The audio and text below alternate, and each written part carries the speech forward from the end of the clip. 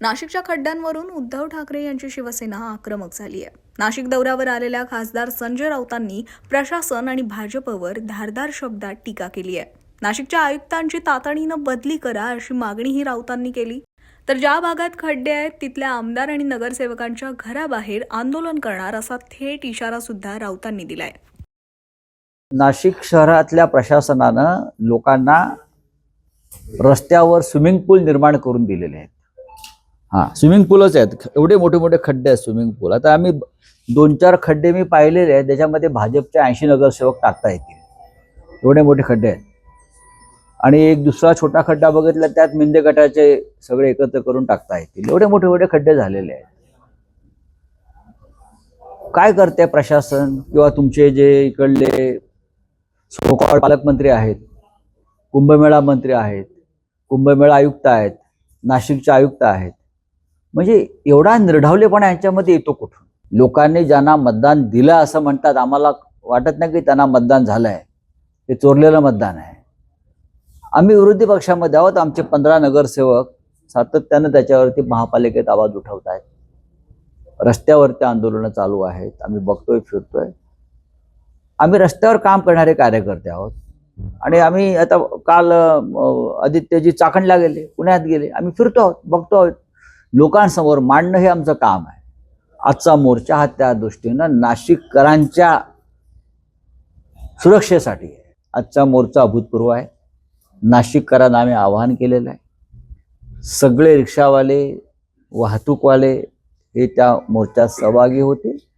हे आंदोलन थांबणार नाही. हे आंदोलन संपल्यावरती ज्या ज्या भागात खड्डे आहेत, जेथे जेथे भाजपचे नगरसेवक आणि आमदार आहेत, त्यांच्या घरासमोर आंदोलन करणार आहे.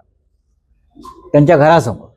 राऊत साहेब, हा जो आज नाशिकमध्ये मोर्चा निघतोय, पण महाराष्ट्रातल्या बहुतांश खेड्यापाड्यांमधल्या रस्त्यांची दुरावस्था आहे ना. आणि सगळ्यांसाठीचा चिंतनाचा विषय हे आहे की शाळकरी मुलं या रस्त्यांचं लाईव्ह रिपोर्टिंग करता आहेत. ते पाहूनच शासनाला जाग येते. नाही, शासनाला जाग म्हणजे असं आहे की इकडे जे मंत्री आहेत त्यांना कुंभमेळा मंत्री म्हणतात, कारण त्यांना कुंभकर्ण मंत्री म्हटलं पाहिजे.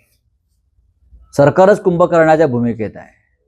देवेंद्र फडणवीस आणि नरेंद्र मोदी 2046च्या विकासाच्या गोष्टी करतायत. इकडले रस्ते या देशातले स्पेस टेक्नॉलॉजीनं आम्ही बनवले वगैरे असं ते भाषण करतात प्रधानमंत्री. खड्डे बघितल्यावरती मला असं वाटतंय की नाशिक हे चंद्रावरचं शहर आहे, कारण चंद्रावर खड्डे आहेत असं शोध लागला आहे. चंद्रावरती खड्डे आहेत म्हणून त्यांनी काय हे चंद्रावरचं शहर बनवलंय का? पण चंद्रावर गेलेली माणसं, नील आर्मस्ट्रॉंग वगैरे सगळे हे सुखरूप परत आले ना. इकडल्या खड्ड्यामध्ये इकडल्या चंद्रावर माणसं मरतायत ना. देवेंद्र फडणवीस जे शेंडीला गाठ बांधून भाषणं करतात विकासाची, दुष्काळमुक्त करू आणि अमुक करू आणि तमुक करू, आधी खड्डे मुक्त करा. आधी खड्डे, दत्तक आहे ना तुमचं हे गाव, तुम्ही दत्तक घेतलं आहे ना, विसरलात का? इलेक्ट्रिकचे शॉक दिले पाहिजे सरकारला शुद्धीवर येण्यासाठी. दत्तक घेतलं ना शहर तुम्ही बाप आहात ना शहराचे, मग बापासारखे वागा ना. तुमचा दत्तक मुलगा गिरीश महाजन कुंभमेळ्यात पैसे खात आहेत आणि तुम्ही काय म्हणता हे शहर माझं दत्तक आहे म्हणून? कुठलं दत्तक विधान केलं तुम्ही?